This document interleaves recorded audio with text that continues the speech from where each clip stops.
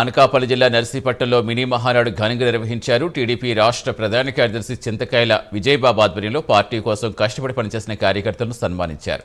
ఈ సందర్భంగా క్రమశిక్షణకు మారుపేరు టీడీపీ అని ఆయన తెలిపారు. జనరల్ సెక్రటరీగా నేను చంద్రబాబు నాయుడు గారితో కష్ట సమయాల్లో నాకు అదృష్టం కల్పించిన ఆయన పక్కన కూర్చోబెట్టుకుని నన్ను ఎంకరేజ్ చేసి పని చేపిస్తే నాకు పులివెందుల నుంచి శ్రీకాకుళం దాకా మొత్తం అన్ని గ్రామాల్లో విజయ్ నీకు వేయడం ఇస్తున్నాను, నువ్వు పని చేసుకో అని చెప్పేసి నాకు అప్పచెప్పి ఆయన కింద స్థాయి వరకు కార్యకర్తలతో మాట్లాడే అవకాశం, కానీ కష్ట సమయాల్లో అర్ధరాత్రులు కూడా నేను జూమ్ కాల్ పెట్టుకొని కార్యకర్తలతో మాట్లాడే అవకాశం చూశాను. నేను ఆశ్చర్యపోయింది ఏంటంటే కులాలకు అతీతంగా, మతాలకు అతీతంగా, ప్రాంతాలకు అతీతంగా అందరూ కూడా ఒకలాగే ఆలోచిస్తున్నారు.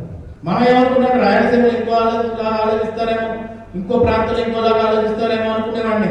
కానీ తెలుగుదేశం పార్టీ కార్యకర్త అనేవాడు ఎక్కడైనా ఒకలాగే ఉంటున్నాడంటే దానికి కారణం నందమూరి తారక రామారావు